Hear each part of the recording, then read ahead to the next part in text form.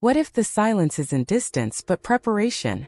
What if the quiet you're experiencing right now isn't the end of your twin flame story, but the doorway to its ultimate stage? For so long, your connection felt like a storm. Intense, magnetic, unpredictable. There were moments when it felt like destiny itself had stepped into your life. Eye contact that lingered a second too long. Conversations that felt like remembering, not learning. A sense that you had known this soul before time had a name. And then the chaos. The push and pull. The runner and the chaser. The long nights staring at your phone. The inner battles between hope and heartbreak. The endless search for meaning in every synchronicity. Every dream, every sign. You asked yourself questions no one else seemed to understand. Why does this connection feel bigger than love? Why does it hurt so deeply and yet feel sacred at the same time? Why can't I let go even when I try? But now something feels different. The emotional storms have softened. The urgency has quieted. The panic that once lived in your chest doesn't rise the way it used to. You still think about them, but it doesn't consume you. You still feel them, but it doesn't destabilize you. And that difference is not random. It's not boredom. It's not numbness. It's not the fading of love. It might be something far more powerful. It might be evolution. There is a stage in the twin flame journey that very few people talk about because it doesn't look dramatic. It doesn't look cinematic. It doesn't feel like fireworks. It feels calm. And for those who have grown used to chaos, calm can feel confusing. You might even wonder, why am I not reacting the same way anymore? Why does the silence feel peaceful instead of terrifying? Why do I feel closer to myself than I do to the story? Let me ask you something deeper. What if the silence between you isn't absence but alignment? What if the space isn't punishment but preparation? What if the connection is approaching its ultimate stage? And the transformation is happening within you first. Because here's the truth that many don't realize. The ultimate stage of a twin flame connection does not begin when they come back. It begins when you return to yourself. In the early stages, the connection feels external. It's about chemistry, eye contact, timing, text messages, physical proximity, emotional intensity. Feels like they are the center. But as the journey unfolds, as separation stretches time and forces reflection, something radical begins to happen. The center shifts. From them to you. Maybe you've noticed it subtly. You wake up in the morning and your first thought isn't about whether they'll reach out. You start making decisions based on your growth, not on whether it will bring them closer. You feel moments of gratitude for the lessons, even the painful ones. That shift is not accidental. It is the sign that the connection is maturing. Let's paint a picture. Imagine someone in the early stage of this journey. They check their phone constantly. A delayed reply sends their nervous system into panic. They replay old conversations in their mind. They search tarot readings for reassurance. They interpret every number sequence as a cosmic message. Their world revolves around the connection. Now imagine that same person months or years later. They still feel the bond. It hasn't disappeared, but it no longer controls their emotional state. If days go by without communication, they remain steady. If they sense their twin flame's energy, they observe it instead of drowning in it. They are no longer chasing signs. They are becoming one. This is where many people misunderstand the journey. They assume intensity equals importance. They assume obsession equals depth. They assume pain equals destiny. But the ultimate stage of a twin flame connection is not marked by intensity. It is marked by integration. It's the moment when you no longer feel split between longing and fear. When you no longer feel like half of a soul searching for its missing piece. Instead, you begin to feel whole. And paradoxically, wholeness is what brings the connection to its highest frequency. But here's the paradox that can be unsettling. When you start feeling whole, you might also start feeling less desperate for reunion. And that can scare you. You might think, does this mean I'm giving up? Does this mean I don't care anymore? Am I losing the connection? Or is it possible that you are finally stabilizing within it? Because the twin flame journey was never designed to keep you anxious. It was designed to awaken you. In the earlier phases, the connection activates your wounds. Abandonment, rejection, insecurity, control, fear of loss, fear of not being chosen. It surfaces everything that was hidden beneath the surface of your identity. And then comes the real initiation. You begin healing. You begin recognizing patterns. You begin regulating your emotions. You begin choosing yourself in ways you never did before. And slowly, almost imperceptibly, the chaos loses its grip. There is a sacred stillness that appears before the ultimate stage. It doesn't shout. It doesn't demand. It doesn't rush. It whispers. And if you are in that space right now, where things feel strangely quiet, this message might be for you. What if this quiet is the final recalibration? What if the universe isn't testing your patience anymore, but confirming your growth?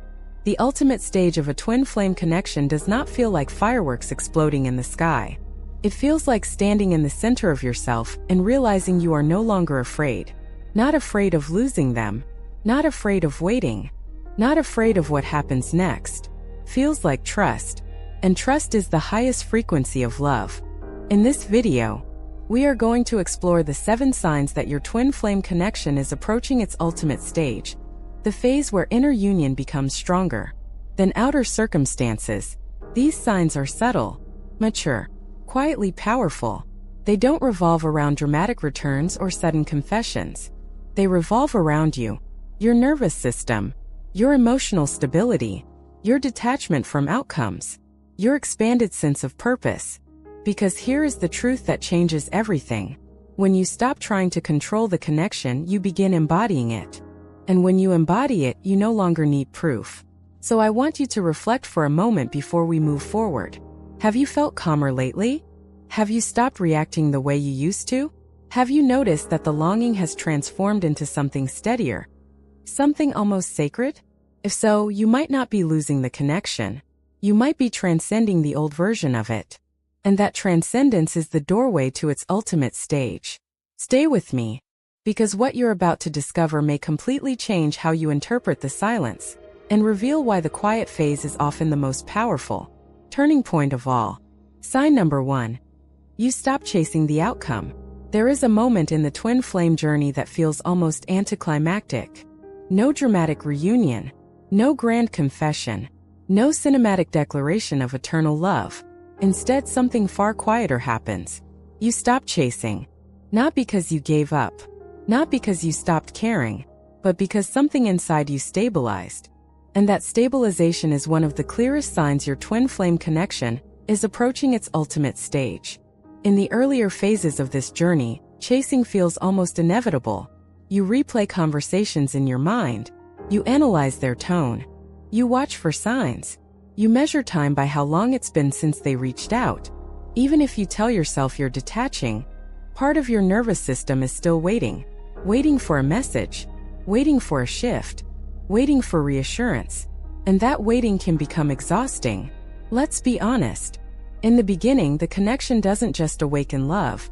It activates survival patterns. If they pull away, your abandonment wound flares up.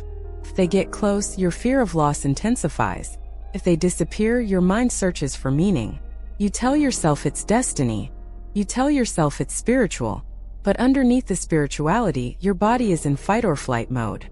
And that's not a criticism. It's human. The twin flame dynamic is designed to surface what's unresolved. It shines a spotlight on attachment patterns you may not have even known you carried. So chasing becomes a coping mechanism. You chase clarity. You chase closure. You chase reassurance. You chase signs from the universe. Sometimes you even chase your own healing, believing that if you evolve fast enough, they'll return. But then something shifts. You wake up one day and realize you're not checking your phone first thing in the morning anymore. You notice a message from them doesn't send your heart racing the way it used to. You feel their absence, but it doesn't destabilize you. And instead of asking, when will they come back? You begin asking, what do I want for my life right now? That is not indifference. That is alignment. Here's the deeper truth. Chasing is rooted in outcome attachment. When you chase, you are unconsciously saying, I need this to happen in order to feel okay. I need this reunion to validate the connection. I need them to choose me so I can feel secure. But as the connection matures, something powerful happens. You no longer need a specific outcome to feel whole. You still love them. You still honor the connection, but your peace is no longer conditional. That's a radical transformation, and it's often subtle. Let's look at an example. Imagine someone named Maya. In the early stages of her twin flame journey, Maya was consumed by the dynamic. She journaled obsessively. She watched readings every night. She felt euphoric when she sensed his energy, and devastated when he withdrew. When he entered no contact, her anxiety spiked. She questioned everything. She wondered if she had done something wrong. She tried to energetically pull him back. She tried to be more spiritual, more patient, more understanding, hoping that if she did everything right, reunion would follow. But over time, something changed. Instead of obsessing over what he was doing, she started focusing on herself. She joined a class she had postponed for years. She began therapy. She deepened friendships that had quietly faded during the intensity of the connection. She didn't decide to stop loving him. She decided to stop abandoning herself. Months later, she realized something shocking. She hadn't thought about whether he would return in days. Not because she didn't care, but because her life felt full again. And that fullness didn't feel like a betrayal of the connection. Felt like maturity. This is the difference between detachment and disconnection. Disconnection says, I don't feel anything anymore. Detachment says, I feel it, but I don't need to control it. When you stop chasing, you move from survival to sovereignty. You stop trying to force divine timing. You stop trying to decode every silence. You stop trying to manipulate the energy. And instead you trust. Trust that what is meant for you cannot miss you. Trust that if union is aligned, it will unfold naturally. Trust that your growth does not depend on someone else's readiness. This is where many people get confused. They fear that if they stop chasing, the connection will fade. But here's the paradox. The ultimate stage of a twin flame connection begins when both souls stop chasing and start embodying. Because chasing creates imbalance. It creates a pursuer and a runner. It creates pressure and resistance. But embodiment creates magnetism. When you no longer need the outcome, your energy shifts from grasping to grounded. And grounded energy is powerful. Have you noticed this in yourself? Maybe you used to feel anxious when days pass without communication. Now you feel neutral. Maybe you used to feel triggered when they interacted with someone else. Now you observe without spiraling. Maybe you used to imagine elaborate reunion scenarios. Now you focus on building your own dreams. That doesn't mean the love has diminished. It means the attachment has softened. And softened attachment is a sign of integration. You've learned the lesson. You've processed the triggers. You've faced the fear of loss. And you survived it. That survival transforms you. You realize you can love deeply without losing yourself.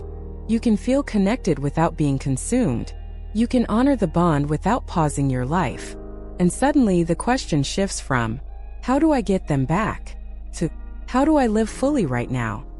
That question marks the beginning of the ultimate stage. Because the twin flame journey was never about securing a person. It was about awakening your own consciousness. When you stop chasing, you reclaim your power. You stop outsourcing your emotional stability. You stop measuring your worth by their attention. You stop interpreting silence as rejection. Instead, you see silence as space.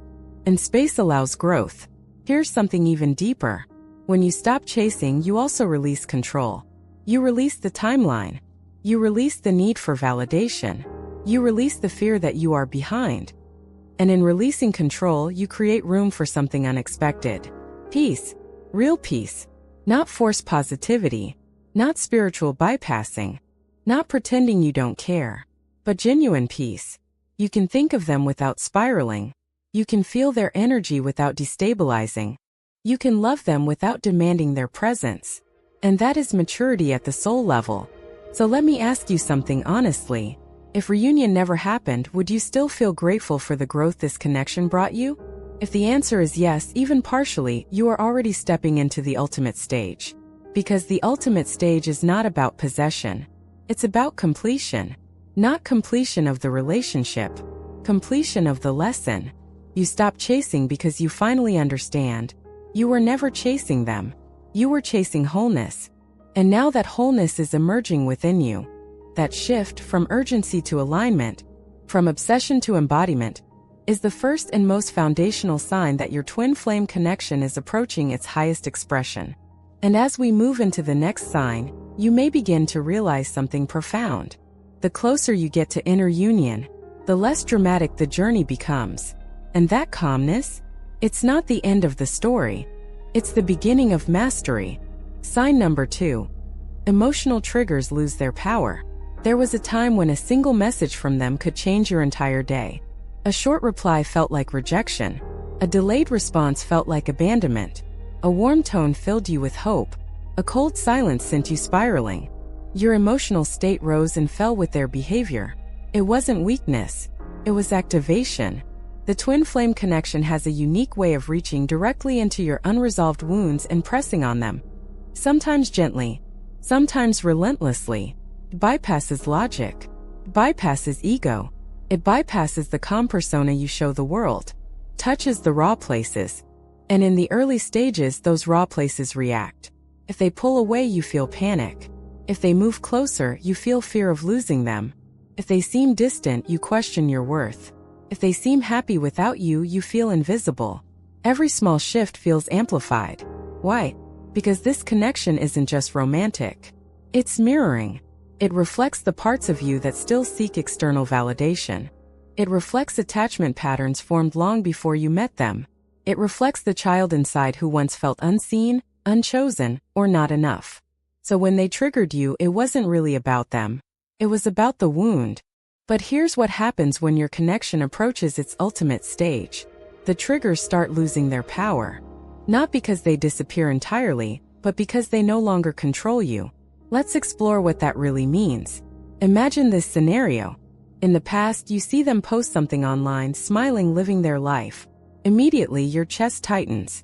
Your mind races. Are they moving on? Do they even miss me? Was I ever that important? You replay memories. You create stories. You feel a wave of sadness or anger. Now imagine the same scenario months later. You see the post. You feel a brief emotion, maybe a flicker of longing, but it passes. You observe it. You breathe. You continue with your day. There is space between the trigger and your reaction. That space is growth. And that space is one of the strongest signs your twin flame connection is maturing. Because the ultimate stage is not about emotional intensity. It's about emotional regulation. In earlier phases, your nervous system was constantly on alert. The connection felt unpredictable, so your body stayed hypervigilant. You scanned for signs. You braced for disappointment. You hoped for reassurance. You were in survival mode. But survival mode cannot coexist with ultimate alignment. So life, and often separation, forced you to confront your emotional patterns. You began asking different questions. Why do I react this way? Why does their silence feel like rejection? Why does my mood depend on their attention? Instead of blaming them, you started examining yourself. And that's when the real transformation began. Because when you face your triggers instead of projecting them, you begin integrating them. You realize the fear of abandonment existed before them. The fear of not being chosen existed before them. The need for validation existed before them. They didn't create the wound. They revealed it. And once a wound is revealed, it can be healed. Healing doesn't mean becoming emotionless. It means becoming conscious. So now when a trigger arises, you don't immediately spiral. You notice it. You might think, I feel anxious right now. Why? Oh, this reminds me of feeling left out when I was younger. This isn't about them.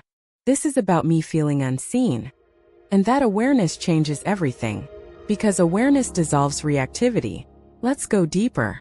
In the earlier stages, emotional triggers felt like proof that the connection was real. The pain felt sacred. The intensity felt meaningful. You might have even thought, if it hurts this much, it must be destiny. But pain is not proof of destiny. It's proof of activation. And activation is meant to lead to integration, not permanent chaos. As you approach the ultimate stage, the chaos quiets. The emotional highs and lows level out. The dramatic reactions soften. You no longer interpret every shift as a sign of doom.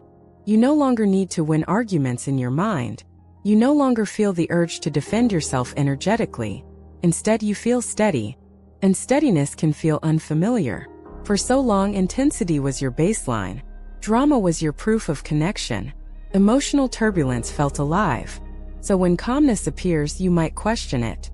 Why don't I feel as reactive? Have I lost the passion? Is the connection fading? Or could it be that the connection is evolving? Because here's something profound. The ultimate stage of a twin flame connection is not dramatic. It is grounded. It is not fueled by trauma bonding. It is anchored in emotional maturity. When triggers lose their power, it means you are no longer seeking completion through them. You are finding completion within yourself. And from that place, your connection transforms. Let's illustrate this through another example. Consider Daniel. In the early years of his twin flame journey, he would feel intense jealousy whenever he imagined her talking to someone else. Even though they weren't officially together, he felt possessive. He would replay scenarios in his head. He would feel anger mixed with longing. But during separation, Daniel began therapy. He confronted childhood patterns of feeling replaced by siblings. He realized his jealousy wasn't about her. It was about an old fear of being overlooked. Over time, something shifted. When the same thoughts arose, they no longer controlled him. He could acknowledge them without acting on them. He didn't suppress them. He didn't indulge them. He simply observed. And in that observation, the emotional charge dissolved. That's what happens as you approach the ultimate stage. You don't eliminate emotions. You master them. You no longer let fear dictate your perception of the connection. You no longer assume silence equals rejection. You no longer interpret distance as abandonment. Instead, you trust the process. And trust neutralizes triggers. Let me ask you something reflective. When was the last time something they did would have devastated you, but instead you felt calm? When was the last time you sensed their energy and didn't panic? When was the last time you chose your peace over reacting? Those moments are not small. They are milestones. Because every time you choose awareness over reaction, you are stepping closer to inner union. And inner union is the foundation of the ultimate stage. There's also a psychological layer here. When your nervous system regulates, your perception changes. You stop seeing threats where there are none. You stop catastrophizing. You stop assuming the worst. Your body no longer braces for impact. And when your body feels safe, your mind becomes clear. Clarity allows compassion. Compassion allows forgiveness. Forgiveness allows freedom. And freedom transforms the connection. Because now, you are not relating from wounded attachment. You are relating from wholeness. And wholeness changes the frequency entirely. Here's the paradox. When you stop being triggered, the dynamic between you shifts even if there is no communication. Why? Because energy responds to stability. When one soul stabilizes, the field between you stabilizes. You no longer energetically chase. You no longer energetically defend. You no longer energetically cling. You simply exist. And existence without fear is powerful. So if you've noticed that the drama has dissolved, if you've noticed that emotional chaos has been replaced by quiet understanding, if you've noticed that what once shook you now barely moves you, you are not losing the connection. You are outgrowing the wounded version of it.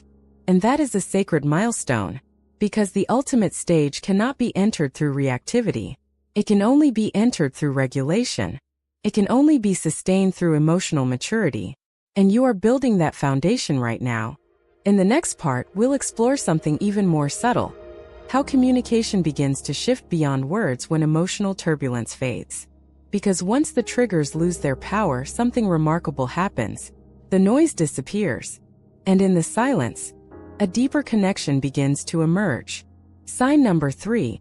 Communication happens beyond words. There was a time when you needed constant confirmation. A text message meant reassurance. A phone call meant connection. A long conversation meant hope. Words were everything. If they said, "I miss you," you felt secure. If they said nothing, you felt doubt. If they were vague, you felt confused. Communication defined the state of the connection. But as you approach the ultimate stage of a twin flame journey, something subtle, yet profound begins to happen. You no longer rely on words to feel connected. In fact, the connection often feels strongest in silence. And that silence doesn't feel empty, feels alive. In the earlier phases, silence triggered anxiety. No contact felt like punishment.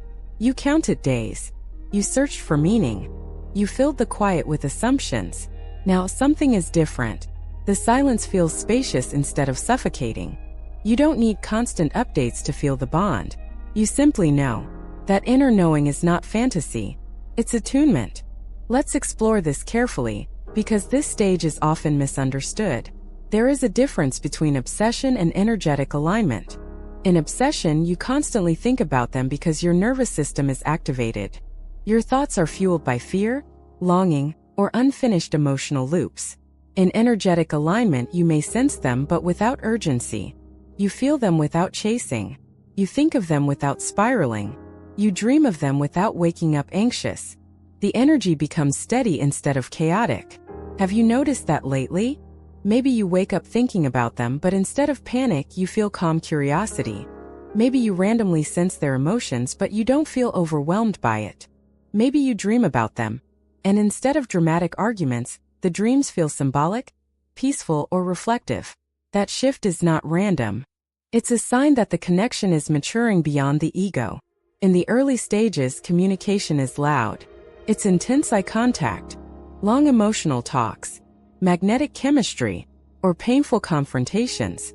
It's dramatic because both souls are still operating through wounds. But as those wounds integrate, communication becomes subtle. It becomes energetic. You may experience synchronicities that feel less chaotic and more meaningful. For example, you think of them calmly, and later find out they were thinking of you too. You feel a sudden wave of peace, and intuitively sense they are healing. You hear a song unexpectedly, not as a painful reminder, but as a gentle acknowledgement. The difference now is this: you don't chase the signs. You notice them. In earlier phases, synchronicities felt like clues to decode. Does this mean reunion is coming? Is this a message from the universe? Is this confirmation they're coming back? Now you simply smile. You don't need the sign to mean anything dramatic. It's just a reminder of connection. And that shift from interpretation to observation is powerful. Let's illustrate this through a story. Imagine someone named Elena. During the height of her twin flame separation, Elena constantly searched for signs. If she saw repeating numbers, she immediately looked up their meaning. If she dreamed about him, she analyzed every detail. If she felt his energy, she tried to reach out. Her inner world was noisy. Years later, something changed. One evening, she suddenly felt a warm sense of calm wash over her. She thought of him briefly, but there was no longing attached. Just warmth. She didn't reach out. She didn't check his social media. She simply felt it, and continued cooking dinner. Later that week, she found out he had just gone through a major personal breakthrough. But here's the key. She didn't need that confirmation. She had already felt steady. That's the difference between anxiety-based connection and soul-level attunement. In the ultimate stage, communication becomes less about exchange and more about resonance. You are no longer trying to get something from the connection. You are simply aligned within it. And alignment doesn't need constant words. Let me ask you something reflective. When you think of them now, does it feel chaotic or calm? When you sense them energetically, does it feel overwhelming or grounded? When there is silence between you, does it feel like abandonment or space? If your answer is leaning toward calmness, you are stepping into a deeper phase. Because the ultimate stage is quiet. It is not dramatic declarations. It is not constant communication. It is not emotional turbulence. It is inner certainty. And certainty does not need proof. Here's another important layer. In earlier stages, you may have confused telepathic obsession with spiritual communication. Constant intrusive thoughts. Emotional waves you couldn't control. Intense dreams that left you shaken. That wasn't pure alignment. That was emotional entanglement. But as you heal, the energy shifts from entanglement to harmony. Now, when you think of them, it feels intentional. When you feel them, it feels gentle. When you dream of them, it feels symbolic rather than dramatic. It's as if the connection has moved from chaos to coherence. And coherence is the foundation of the ultimate stage. There is also something fascinating that often happens here. You begin to communicate with yourself more clearly. In the early phases, you may have been hyper-focused on what they were thinking or feeling. Now your attention turns inward. What am I feeling right now? What do I need today? What feels aligned for me? And as your inner dialogue strengthens, your external anxiety weakens. Because clarity within reduces confusion outside. The more you trust your own intuition, the less you seek reassurance from them. And that self-trust creates stability in the energetic field between you. Here's the paradox. The less you try to communicate energetically, the clearer the connection feels. Because there's no force, no pressure, no attempt to pull or push, just presence. And presence is powerful. It's important to understand something here. The ultimate stage doesn't necessarily mean immediate physical reunion. It means energetic equilibrium. You are no longer emotionally dependent on contact. You are no longer spiritually addicted to signs. You are no longer interpreting silence as absence. You are at peace within the field. And when you reach that peace, something remarkable happens. Even if there is no active communication, you feel connected. Not in a desperate way, not in a clinging way, but in a steady, grounded way. Like two souls standing independently, yet aware of each other. That awareness is not loud. It's subtle. It feels like a quiet inner whisper. We are still connected. And you don't need to act on it. You don't need to prove it. You simply trust it. That trust marks the transition from wounded attachment to sacred alignment.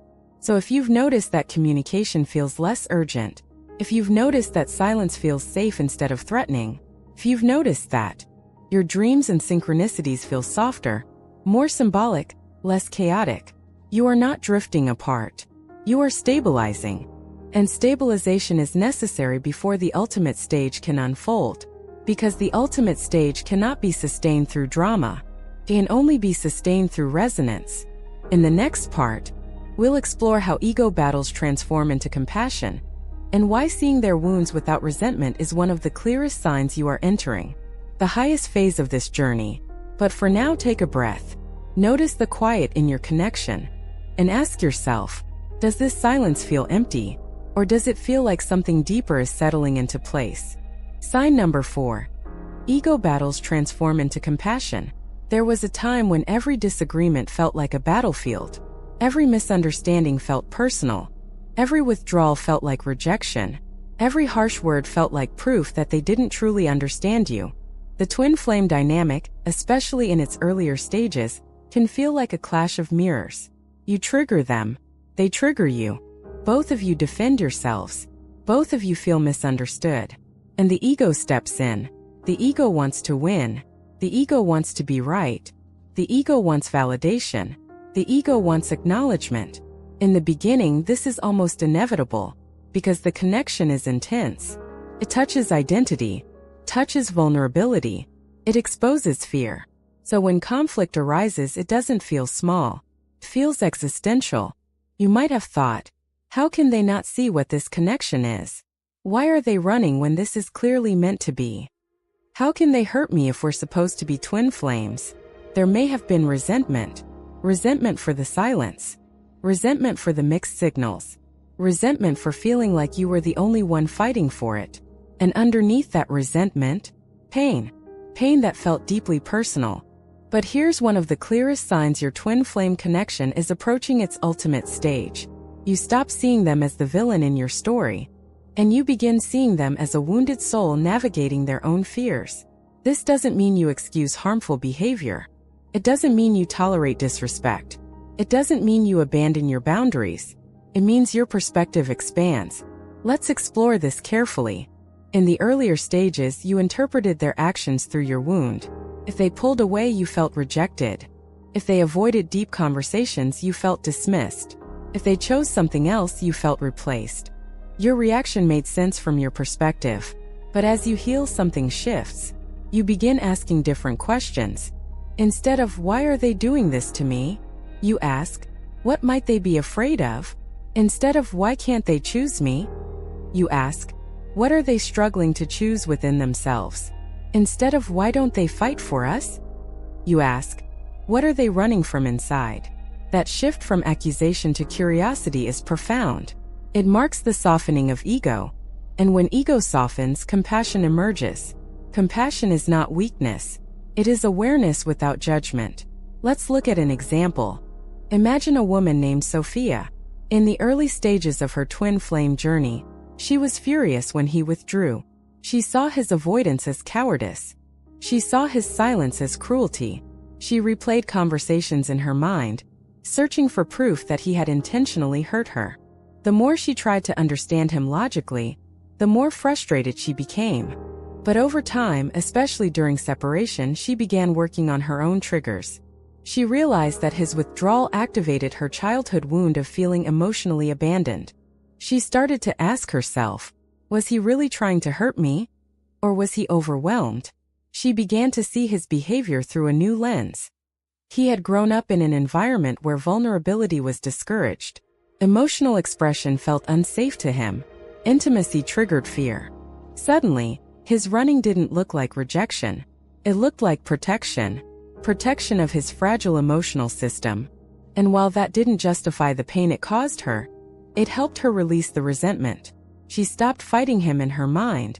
She stopped needing him to admit fault. She stopped imagining confrontations. Instead, she felt something unexpected. Understanding. Understanding is the bridge between pain and compassion.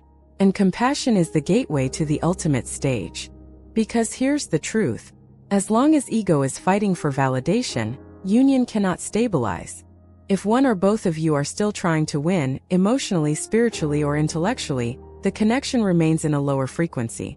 But when you begin seeing them as a soul on their own journey, not an enemy, the energy shifts. You may notice this in yourself. You no longer fantasize about proving them wrong. You no longer rehearse speeches in your head. You no longer feel the need to make them see your worth. You know your worth, and that knowing makes compassion easier. You might think, they did the best they could with the tools they had. Or, they're not rejecting me, they're struggling with themselves. Or even, we were both triggered, we were both healing. That balanced perspective is maturity. It means you've integrated your lessons. But here's something important. Compassion does not mean self-sacrifice. The ultimate stage of a twin flame connection is not about tolerating mistreatment in the name of spirituality. True compassion includes boundaries.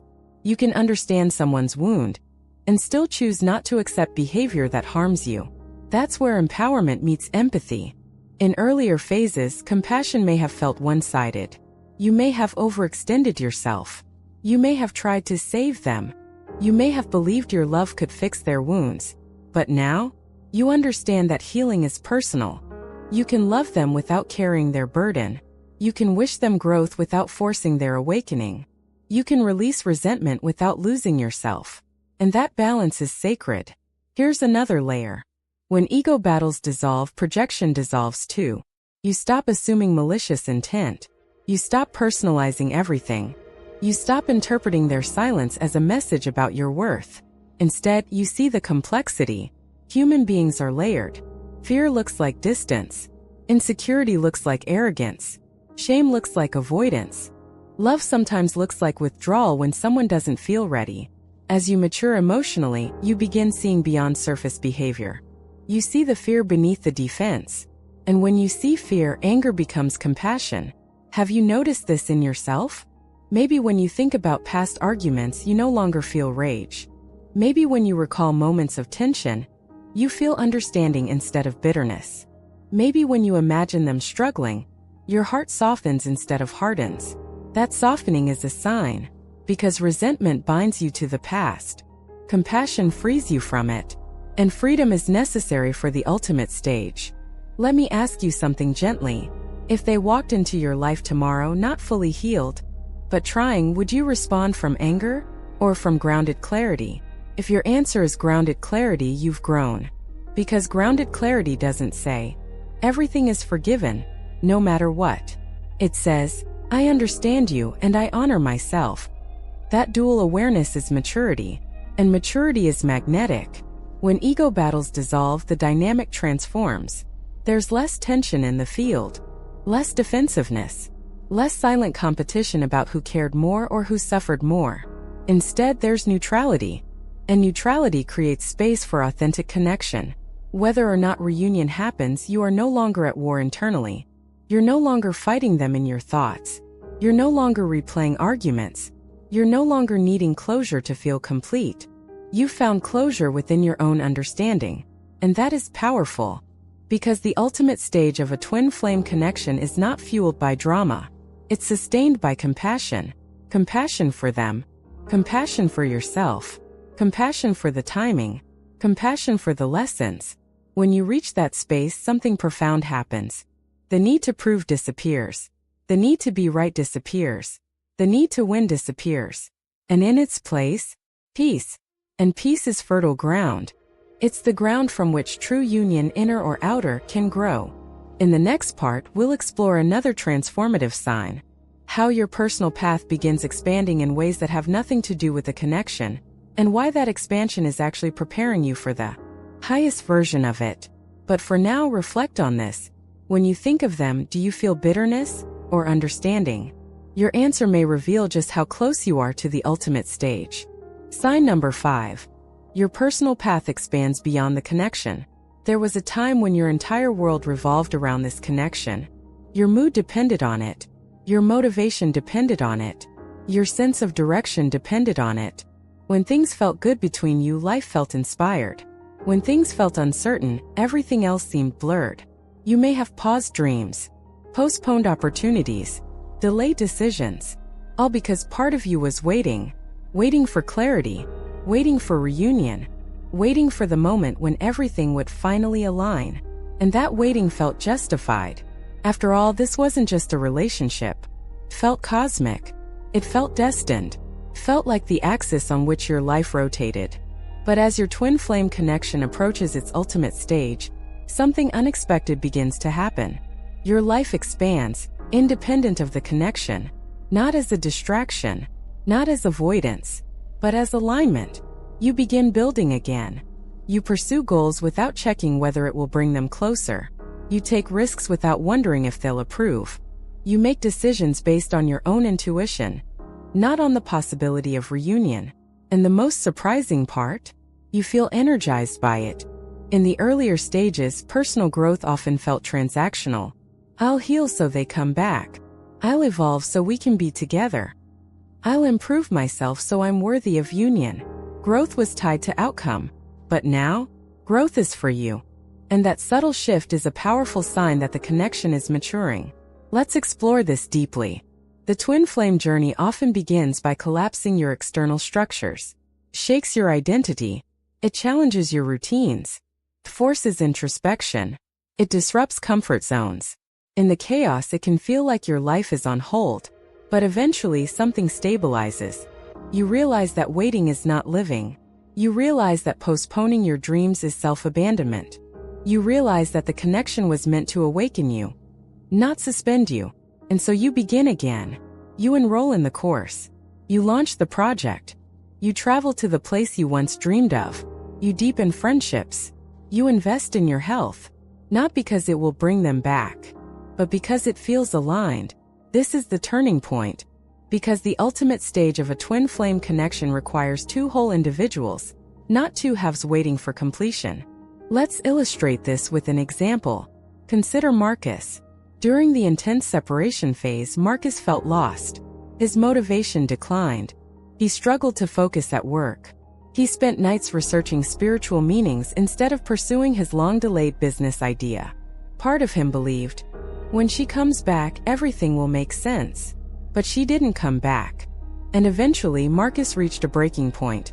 Not of despair, but of clarity. He asked himself, if reunion never happens, am I going to stay paused forever? That question changed everything. He began investing in himself again. He started therapy. He reignited his passion project. He rebuilt his confidence not through spiritual signs, but through action. Months later, he noticed something remarkable.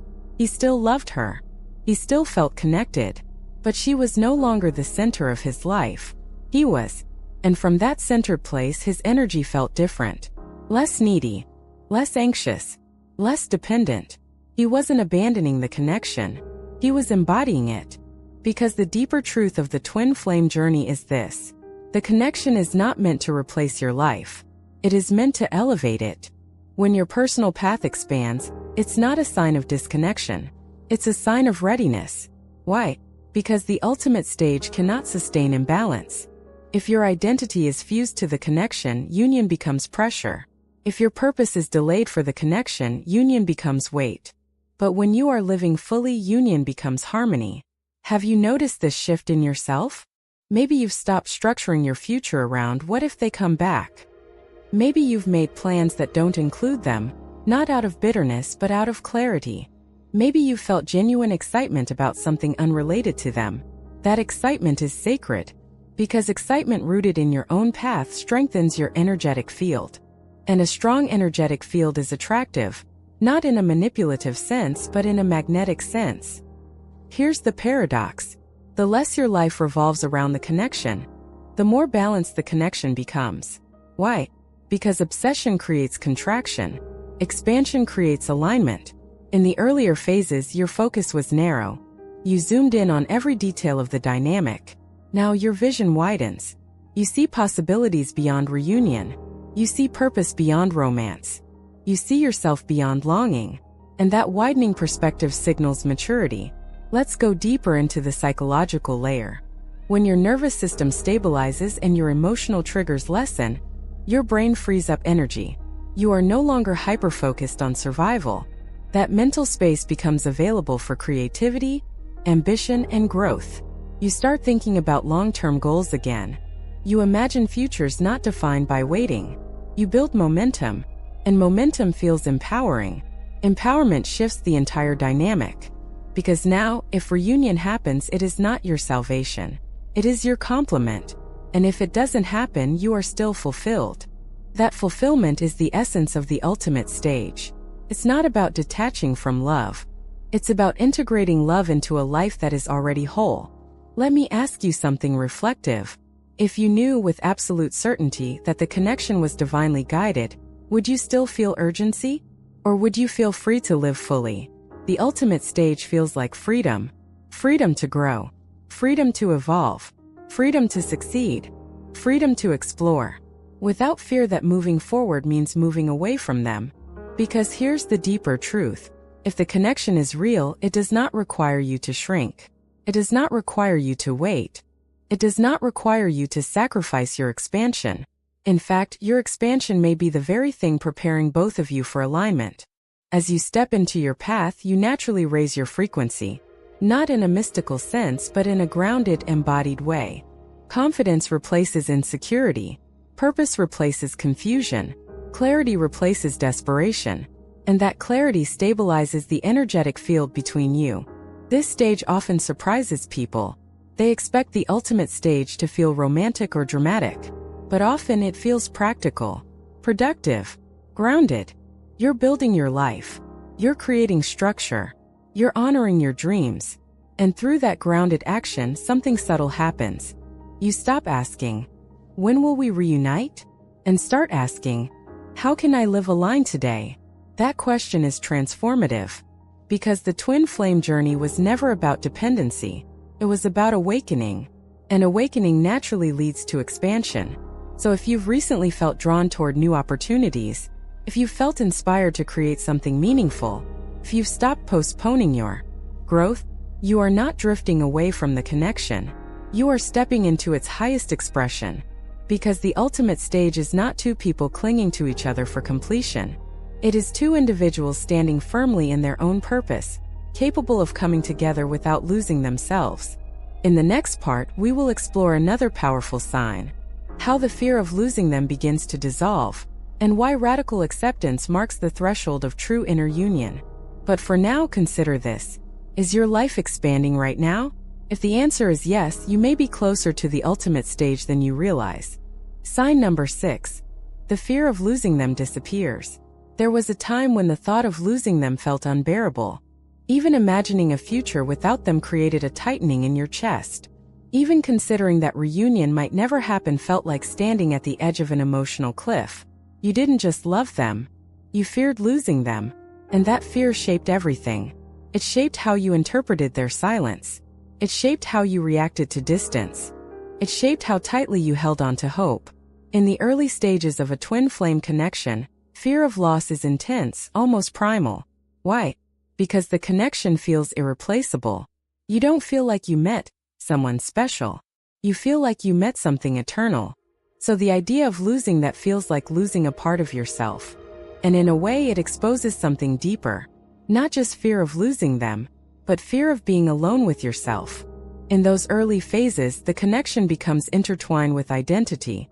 If I lose them, what does that mean about this journey? If I lose them, was any of this real? If I lose them, who am I without this story? Fear of losing them becomes fear of losing meaning. But as your connection approaches its ultimate stage, something profound begins to happen. The fear softens. Not because you stop caring, not because you become indifferent, but because you stop equating love with possession. You realize something that once felt impossible. You can love them and survive without them. That realization is not small. It is transformational. Let's explore this shift carefully. In earlier phases, you may have subconsciously believed, if we don't reunite, I failed. If they choose someone else, I wasn't enough. If this ends, it means I misunderstood everything. Loss felt like rejection. Loss felt like invalidation. Loss felt like defeat. But now, you begin to see things differently. You realize that timing, readiness, and growth are complex. You realize that someone not choosing you does not diminish your value. You realize that destiny is not something you force, it is something you align with. And slowly the tight grip loosens. Here's an example. Imagine a woman named Arya. In the early years of her twin flame journey, Arya lived in constant anxiety about losing him. She monitored his behavior closely. If he pulled away even slightly, she felt threatened. She interpreted small shifts as signs of permanent loss. Her mind constantly asked, what if this is the last time we speak? Years later, something shifted.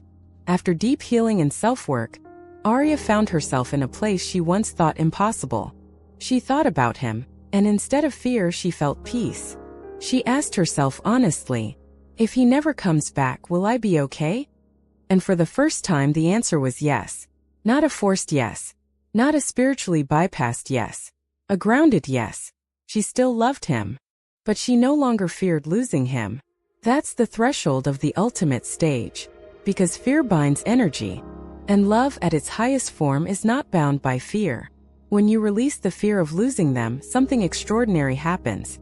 You stop trying to control the future. You stop trying to manipulate the outcome. You stop clinging to signs as reassurance. You begin to live in the present. And presence is powerful. Let me ask you something gently. If you knew with certainty that your souls are connected beyond physical circumstances, would you still fear losing them? If you truly believe that no external event could erase what you've experienced, would you still cling so tightly? The ultimate stage feels like quiet confidence, not in a specific outcome, but in the unbreakable nature of your own wholeness. Because here's the deeper truth. What you feared losing was never actually them. It was the part of you that felt awakened in their presence. But as you heal, you realize that awakened part belongs to you. You don't need their physical presence to access your depth, your intuition, your expansion. You are the source. And when you understand that, fear dissolves. There's also a psychological layer to this shift. Fear of loss is often rooted in attachment insecurity. It says, if they leave, I won't be okay. If they choose someone else, I will collapse. If this ends, I will lose myself. But healing builds internal security. Internal security says, I will feel the pain, and I will survive. I can grieve and still remain whole. I can love deeply, and still stand independently. That internal security changes your energy dramatically. You no longer interact from desperation. You no longer make decisions from fear. You no longer overanalyze to prevent abandonment. Instead, you trust. Trust that what is meant for you cannot be taken. Trust that if union is aligned, it will unfold naturally. Trust that even if paths diverge, nothing was wasted. And that trust creates peace. Peace is the hallmark of the ultimate stage. Not fireworks. Not obsession. Not dramatic reunions. Peace. When fear disappears, you may notice something surprising. You stop imagining worst-case scenarios. You stop checking for evidence that they're slipping away. You stop rehearsing heartbreak in advance. Instead, you feel present, grounded, open. And here's the paradox. When you stop fearing loss, you become magnetic. Because fear creates contraction. Contraction creates pressure. Pressure creates resistance. But peace creates openness. Openness creates space. And space allows authentic connection. It's important to clarify something here. Releasing fear does not mean you stop caring about the connection. It means you stop trying to cage it. Love at its highest frequency does not say, "Stay or I'll fall apart." It says, "I love you and I am whole." That wholeness shifts everything. If they return, you welcome them from strength. If they don't, you continue from strength. Either way, you remain centered. Have you noticed this shift within yourself? Maybe the thought of them moving on no longer terrifies you. Maybe you've imagined a future where reunion doesn't happen, and you didn't collapse. Maybe you've stopped bargaining with the universe. Those are not signs of giving up. They are signs of maturity, because maturity understands that love is not proven through fear. It is expressed through freedom. Let's go deeper spiritually. The twin flame journey often begins with attachment, but it is meant to end in transcendence. Not transcendence of love, but transcendence of dependency. You move from, "I can't live without you," to, "I can live fully and still love you." That shift marks the closing of karmic loops. It signals integration. It signals inner union. And inner union is the foundation of the ultimate stage. Without fear, your energy stabilizes. Without fear, your reactions soften. Without fear, your decisions become clear. And clarity invites alignment. So if you've recently felt a strange sense of acceptance, if you've noticed that you no longer panic at uncertainty, if you've realized that even loss would not erase your growth, you are not detaching from the connection. You are transcending the lower frequency of it. And transcendence prepares you for whatever comes next, reunion or release. Because at the ultimate stage, both outcomes feel sacred. In the next part, we will explore the final sign. The quiet inner knowing that completion is near, even before anything changes externally.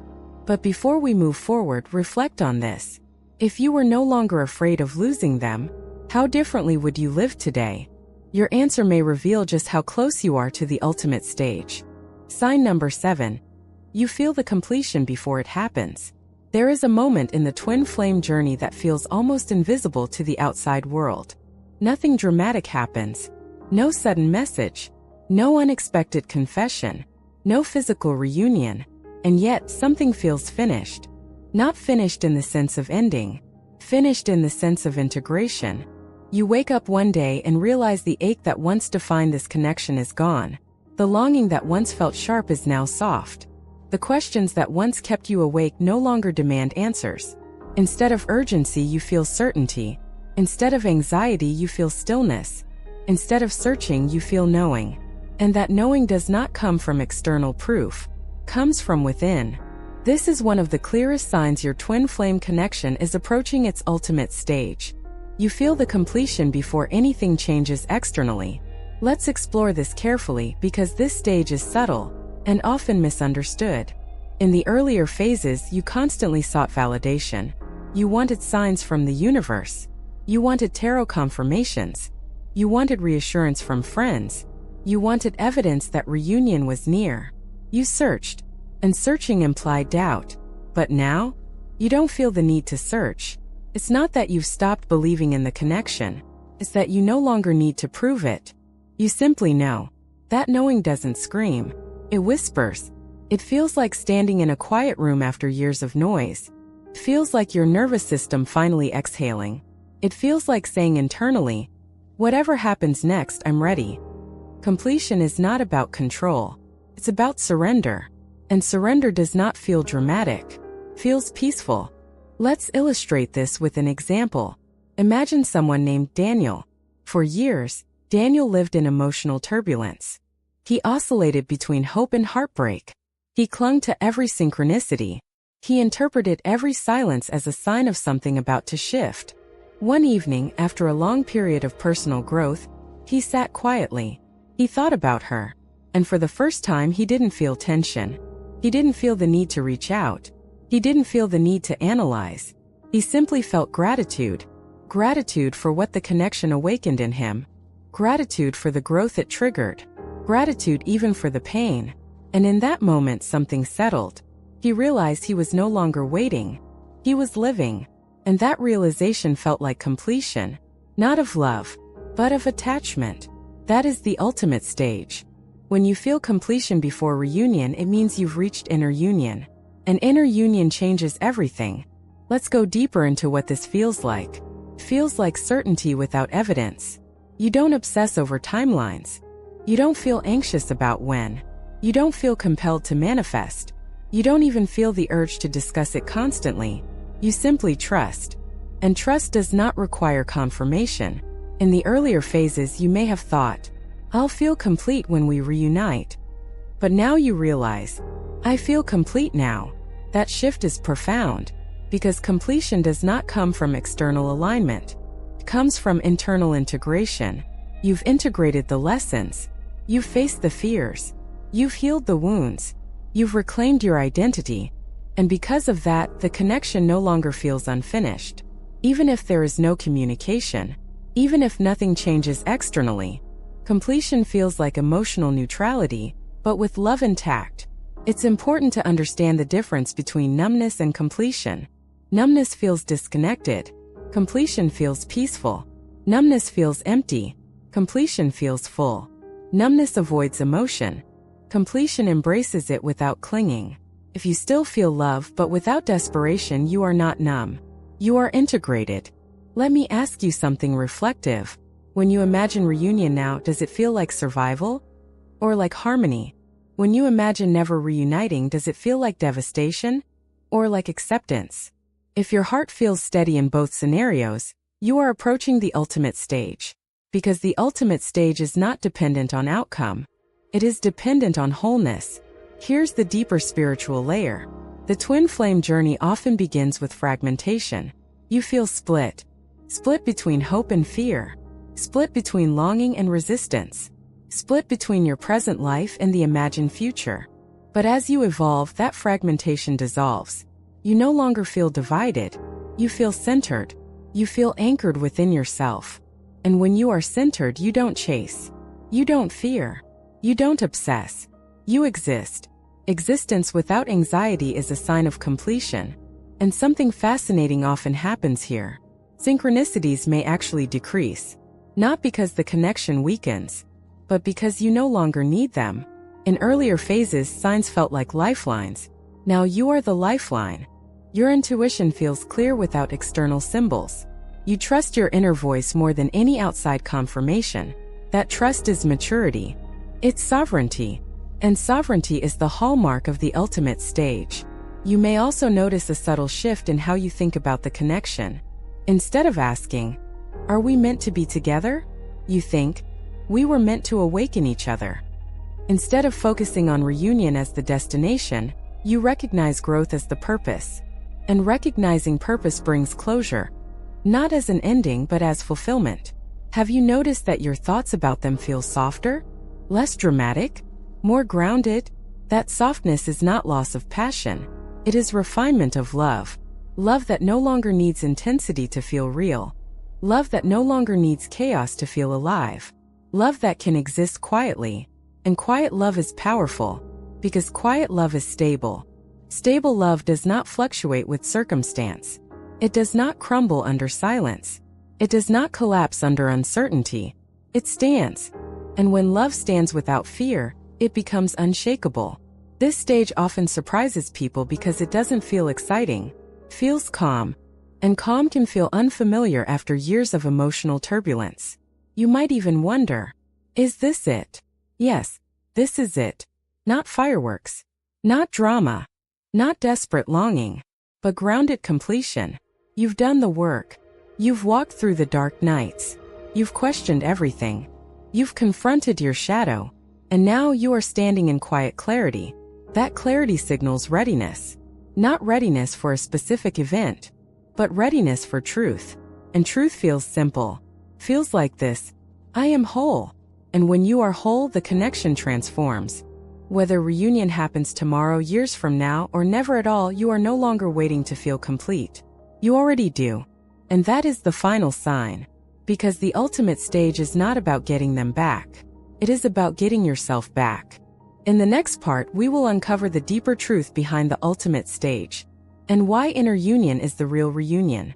But for now, pause, breathe, and ask yourself honestly, do you feel a quiet sense of completion? If the answer is yes, you may already be standing at the threshold of the ultimate stage, even if nothing outside has changed yet. Up until now, we've explored the signs. You stopped chasing. Your emotional triggers softened. Communication became subtle. Compassion replaced ego battles. Your life expanded. Fear dissolved. Completion emerged within you.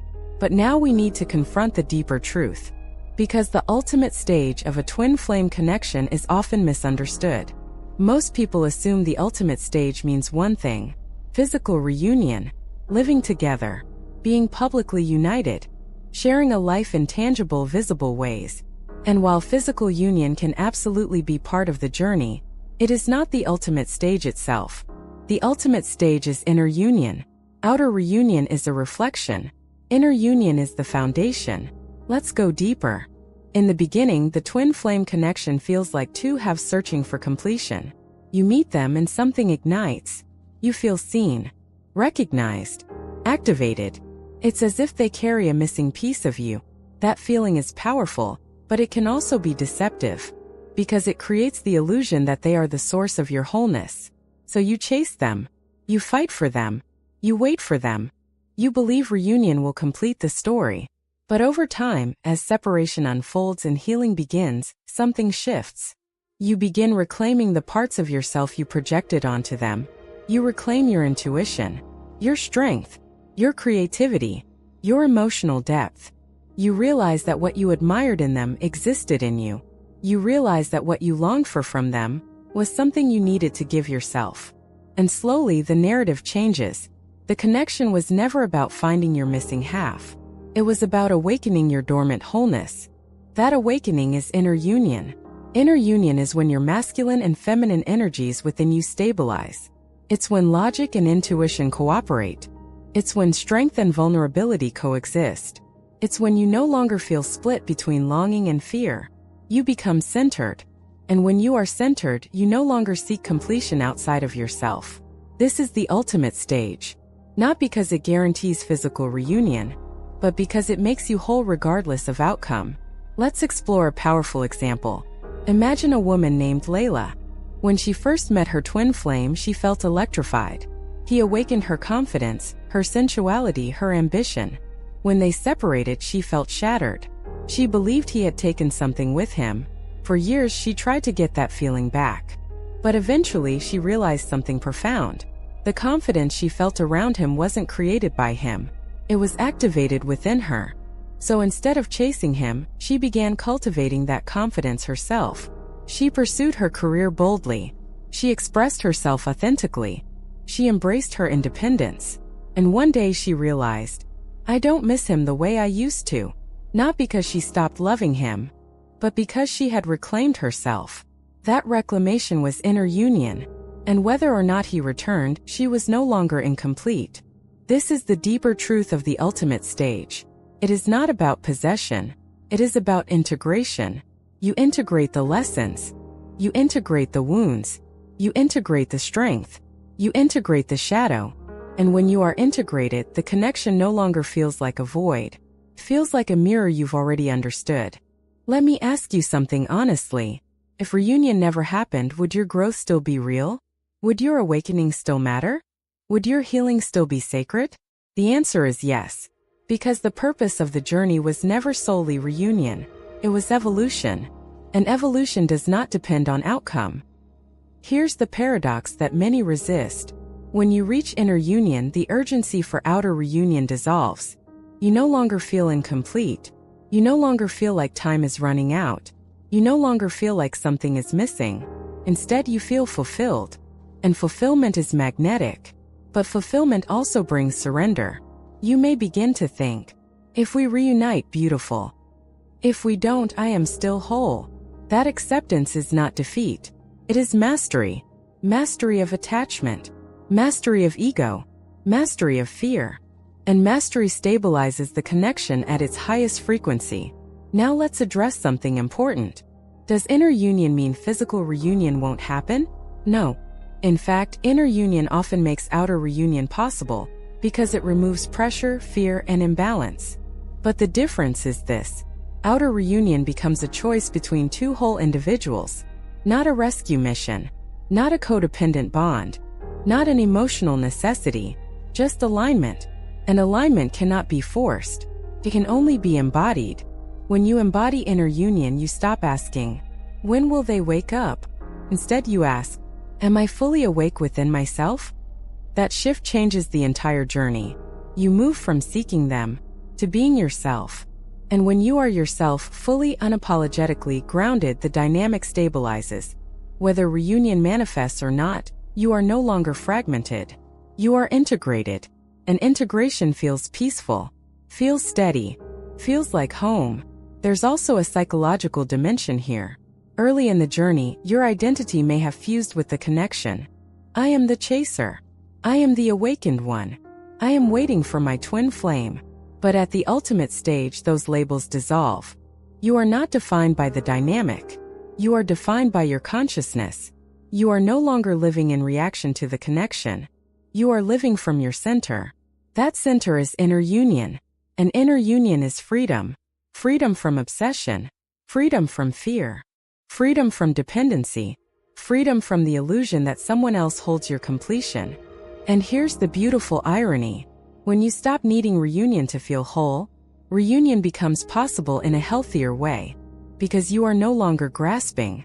You are no longer trying to control divine timing. You are no longer trying to force destiny. You are simply aligned. And alignment invites what is meant for you. Let's take a moment to reflect. If you were already complete, how would you approach this connection? With patience? With calmness? With trust? That is the ultimate stage. It is not flashy. It is not dramatic. It is deeply grounded. The fairy tale ending that many imagine, the grand reunion, the public union, the perfect harmony, is only meaningful if it arises from inner stability. Otherwise, it repeats old patterns. Inner union breaks the cycle. It ends the runner-chaser dynamic. It dissolves ego battles. It removes fear-based attachment. It transforms love from need into choice. And love that is chosen freely is the highest form of love. So here is the deeper truth. The ultimate stage of your twin flame connection is not when they come back. It is when you come back to yourself. Everything else is a reflection. In the final part, we'll bring this all together, with a powerful message of clarity and empowerment, and a reminder that this journey was never about losing yourself in love, but about awakening through it. As if you've reached inner union, you've already arrived. Take a deep breath with me for a moment. Look back at everything we've explored. You stopped chasing the outcome. Your emotional triggers lost their grip. Silence became peaceful instead of painful. Compassion replaced ego battles. Your life began expanding again. Fear of losing them dissolved. A quiet inner completion settled within you. And finally, you realized the ultimate stage was never about possession, it was about inner union. Now here's the question that changes everything. What if you were never chasing them? What if you were always walking back to yourself? The twin flame journey can feel like a love story at first. Feels romantic, cosmic, destined. But as the layers unfold, you begin to see something deeper. This was never just a love story. It was a consciousness awakening. You didn't meet them to complete you. You met them to activate you, to shake you, to mirror you, to expose you, to awaken parts of you that had been dormant. In the beginning, it felt like you lost yourself in the connection. But now you see the truth. You were shedding old versions of yourself. Old fears, old insecurities, old attachment patterns, old identities built on survival. The chaos wasn't punishment. It was purification. And the silence wasn't abandonment. It was alignment. You may have thought the ultimate stage would feel explosive, like fireworks, like a dramatic reunion, like a moment where everything finally clicks. But instead it feels calm. It feels grounded. It feels like standing in your own center and realizing, I am okay. Not okay because they texted. Not okay because they returned. Not okay because the story resolved perfectly. But okay because you returned to yourself. Let me ask you something deeply personal. If they walked back into your life tomorrow, Would you meet them from fear or from wholeness? If they never returned, would your life still feel meaningful? If you answered wholeness and yes, then something profound has happened. You have transcended the lower frequency of the journey. You have stepped into its highest expression. Because the ultimate stage is not about chasing destiny. It is about embodying it. It's about becoming so aligned with your own truth that reunion, if it happens, feels natural, not necessary. And if it doesn't happen, you remain powerful, not broken. That's the transformation. You moved from, I need them, to, I choose love but I don't depend on it. You moved from, I'm incomplete without them, to, I am whole, and love is an expansion, not a requirement. You moved from, why are they doing this to me, to, what is this teaching me about myself? That evolution is the ultimate stage. It's quiet, it's steady, it's mature, and it's sacred. Now here's something important. Reaching this stage doesn't mean the connection disappears. It means it stabilizes. You may still feel them. You may still think of them. You may still sense synchronicities, but none of it destabilizes you anymore. You are anchored. An anchored energy is powerful. If reunion happens, it will happen because two stable souls align, not because one chased and the other surrendered. If reunion doesn't happen, you will still continue evolving, expanding, and attracting aligned love in all forms. Because once you've reached inner union, you don't shrink again. You don't abandon yourself again. You don't define your worth by someone else's readiness again. And that is freedom. This journey taught you patience, taught you self-awareness. It taught you emotional regulation, taught you boundaries, taught you surrender. But most importantly, it taught you self-connection. You no longer seek validation outside yourself. You no longer measure progress by physical proximity. You no longer interpret silence as rejection. You understand something deeper now. Love is not proven through possession.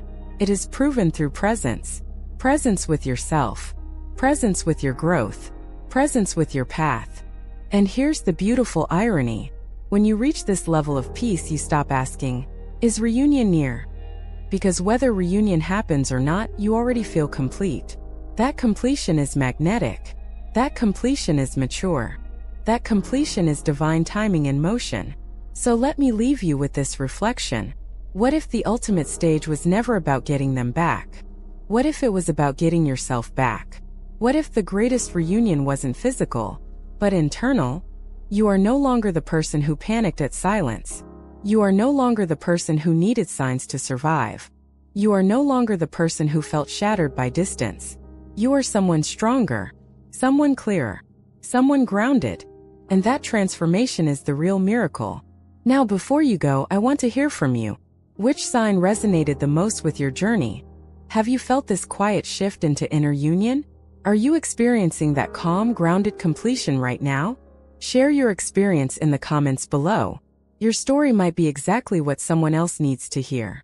And if this message resonated with you, make sure to subscribe to this channel for deeper insights into the twin flame journey, spiritual growth, and conscious love. Because this path isn't about fantasy, it's about evolution. And you are evolving. Remember, you were never chasing them. You were awakening yourself. And that awakening, that is the ultimate stage.